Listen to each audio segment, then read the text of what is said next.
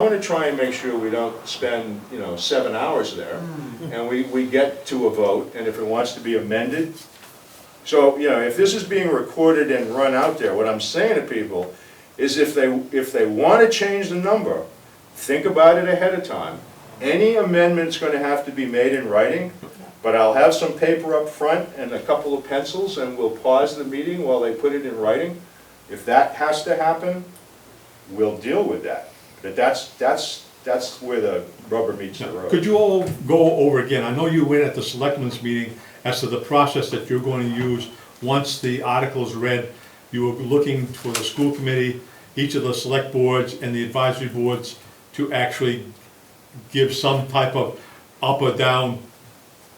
Well, yeah, I mean, it's not, yes, to a certain extent. The school committee will make the motion and second it. Then, if anybody on the Board of Selectmen from Templeton wants to say something. And that would be, if I may interrupt, on an individual Yeah. basis, because we are not there as the Board of Selectmen. Power, collective power. If Right. an individual selectman as a citizen wants to make an amendment, they can. If they want to say yes or no, as much as the moderator allows them, that's them. But we are not there as the Board of Selectmen collectively.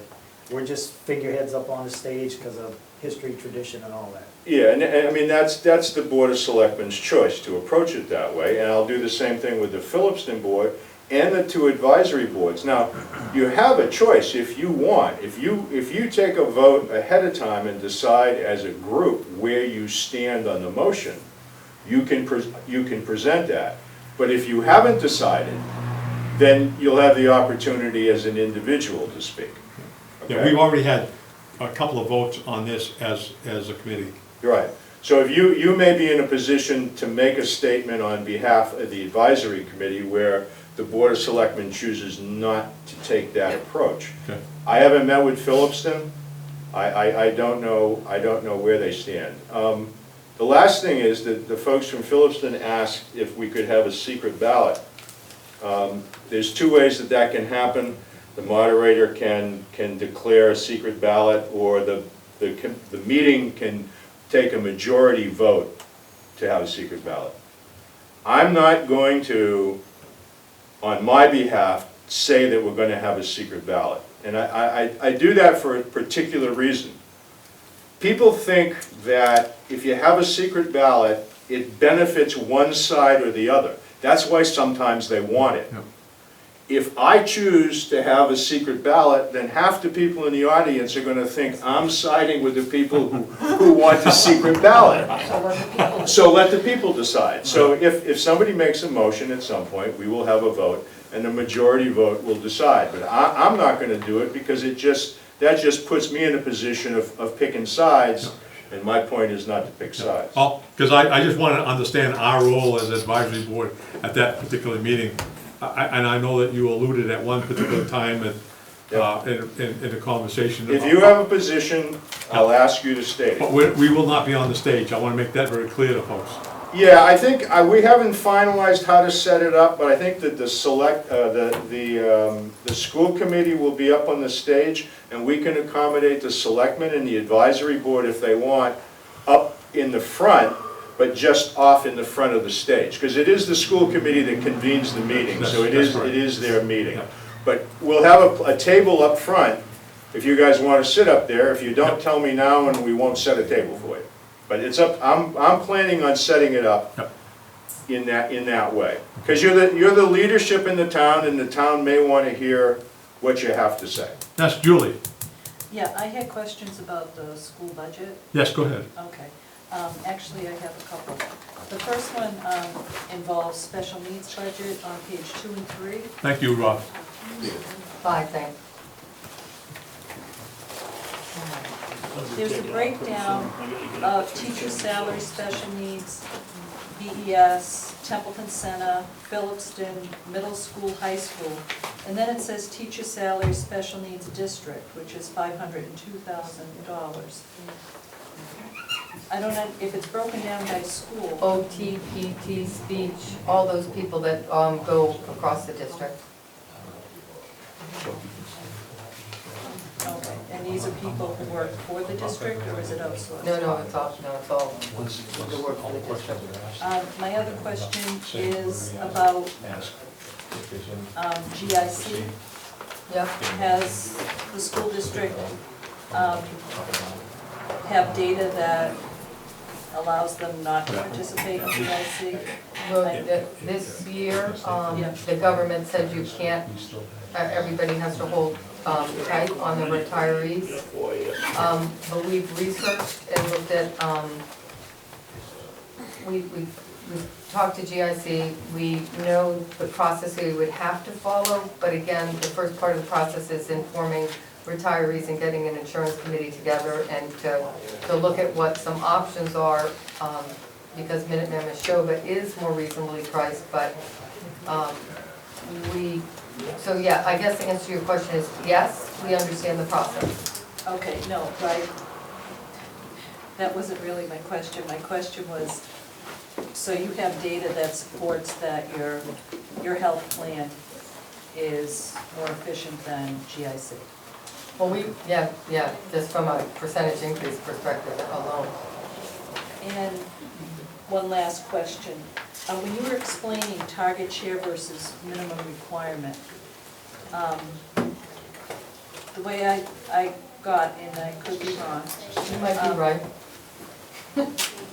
What incentive does the town have to give the school department the override money year after year if the town is being penalized for it?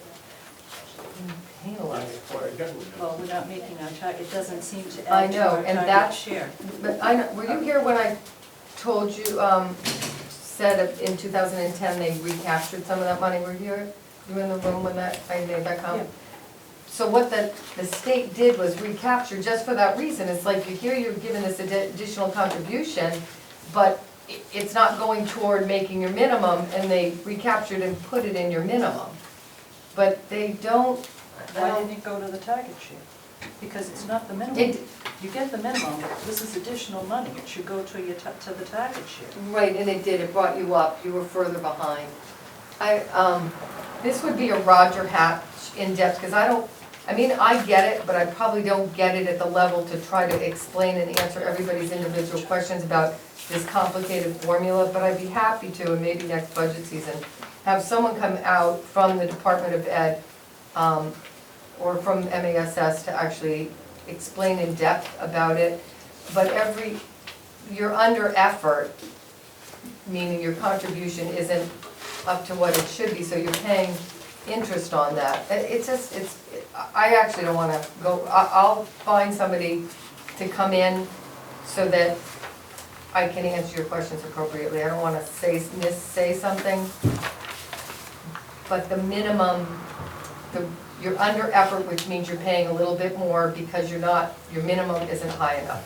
But there's no way you actually could increase that minimum, because I asked that question. Suppose Templeton wanted to take their override money, because I know people say, well, we give the override money, but then it doesn't go to the school year after year. And I said, is there a way that when they vote this, that they could just say, I want to put it toward a minimum so that we're at effort and we don't have to keep doing this? And there's no mechanism for you to actually be able to do that. So in fairness, you're not doing anything wrong. It's just the way the state figures out the formula. So yeah, with that override money, you're right.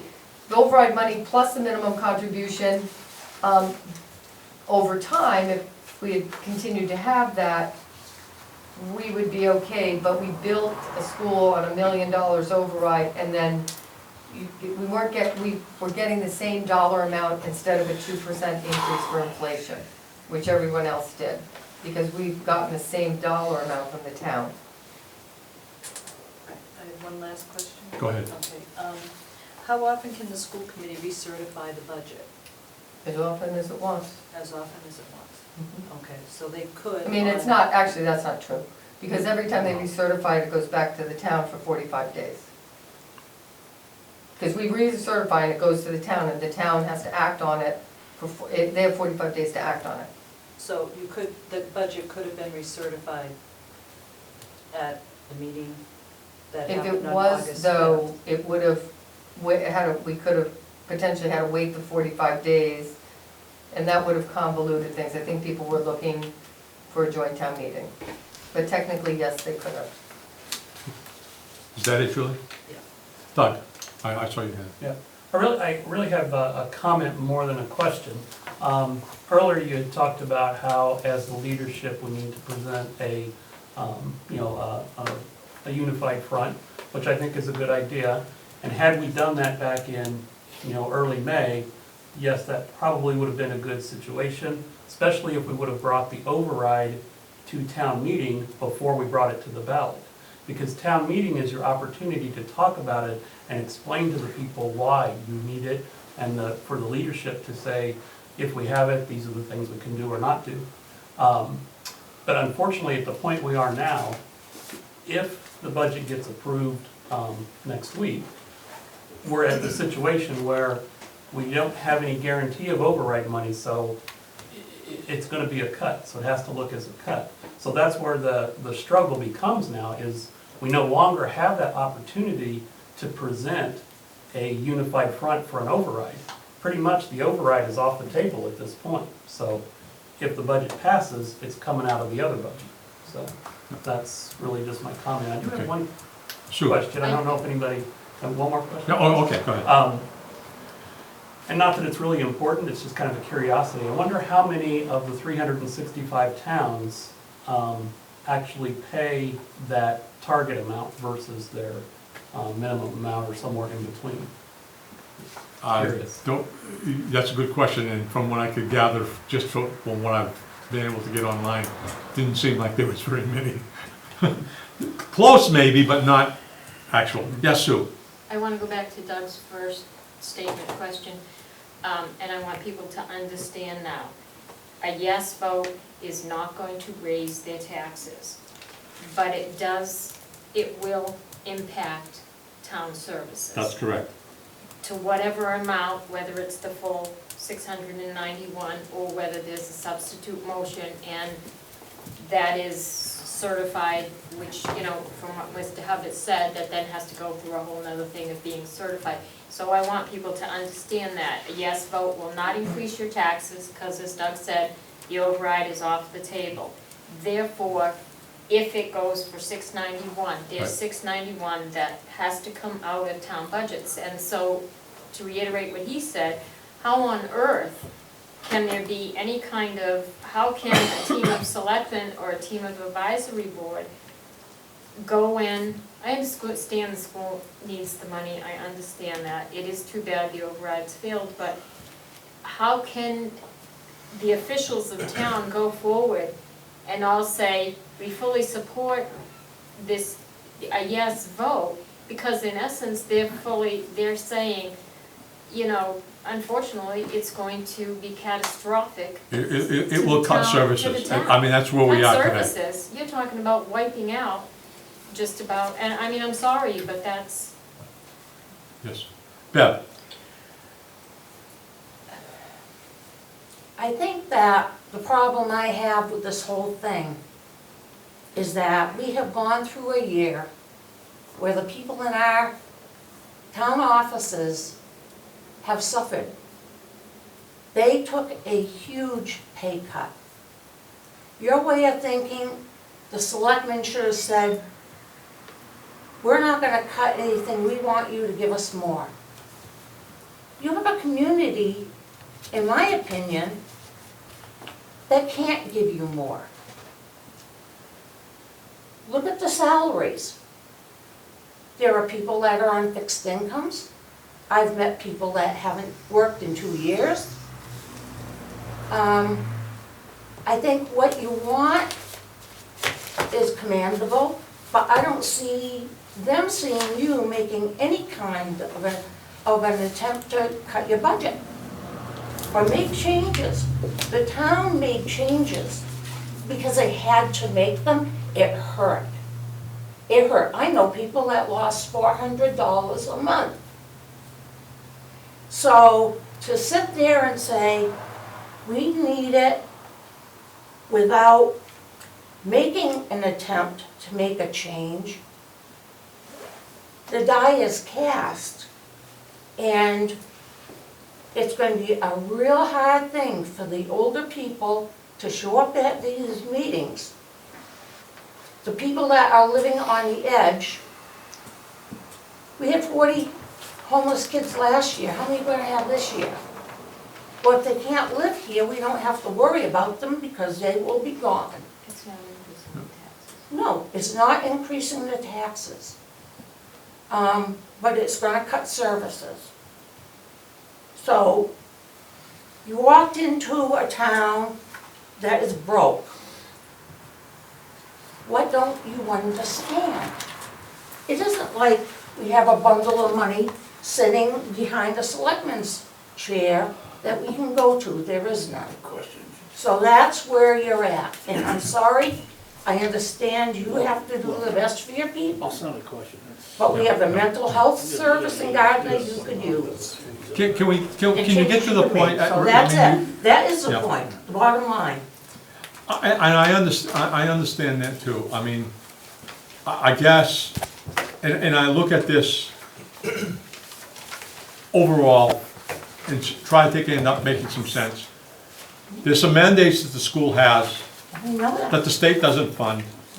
They put the burden on each community, and right now each community is suffering. We're not the only community. We're not the only community. Unfortunately, we're faced with a very hard decision, and it's not one that I take lightly, let me tell you that. But whatever we, as an advisory board, decide is in the best interest overall. I guess if the school committee had ended up going into this budget season and said, okay, we need to end up cutting back that amount, or there had been some cuts, and asked for some additional money at the same time, it might have been easier to end up going before the citizens and saying, this is what we did, we cut these. We ended up level funding, we gave no increases to anybody at all.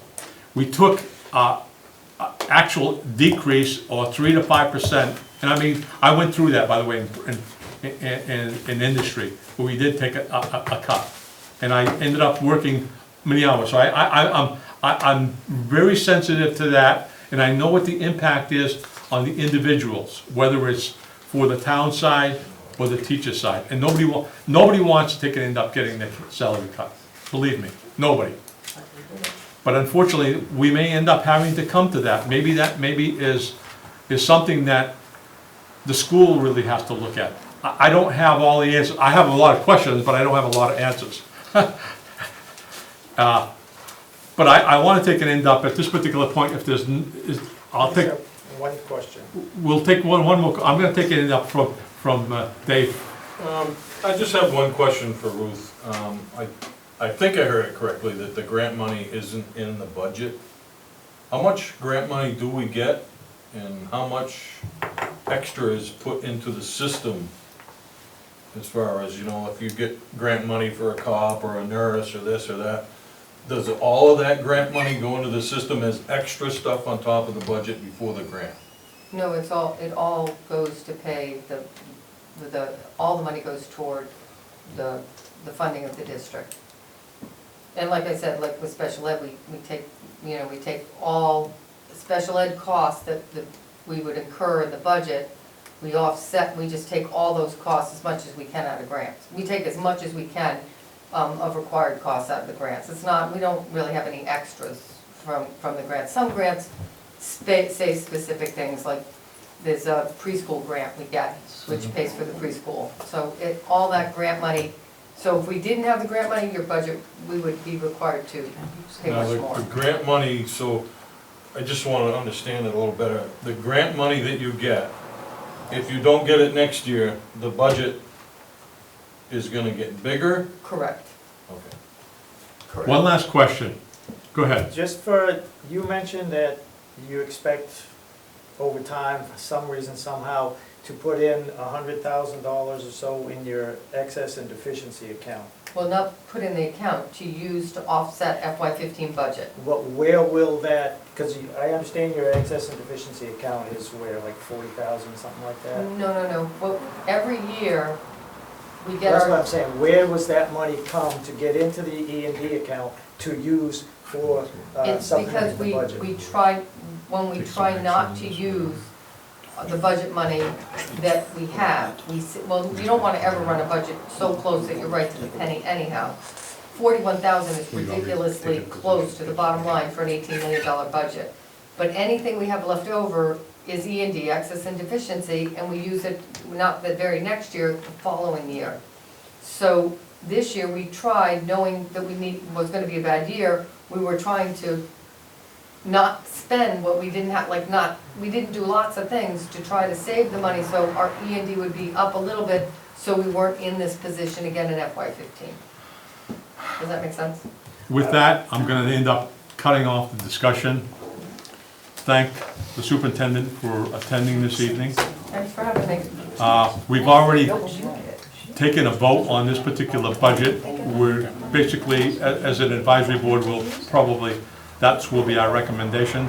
That doesn't necessarily mean that we, No, I totally get that. Right, I mean, at this yeah. point in the ballgame, I mean, you right, don't really I have. mean, the last, When I said before, I meant like December, January, right. like we need to do this Because the before. first time we took a vote on this budget, like I said, it was 4-3. The next time we took it, it was unanimous that everybody said no because of the impact that this overall will have. And I want to take and end up thanking you for coming this evening and at least having a very good, candid discussion and being able to take and end up talking the questions. And I hope we end up going forward for this. At this particular point, I'll take a motion to adjourn at this late time and not and table the other two items that we had on the agenda. Make a motion. Oh, you can have it, I don't care. We have a motion to adjourn. We have a second. Any discussion? Hearing none. All in favor? Aye. Any opposed? Somebody else. So be it.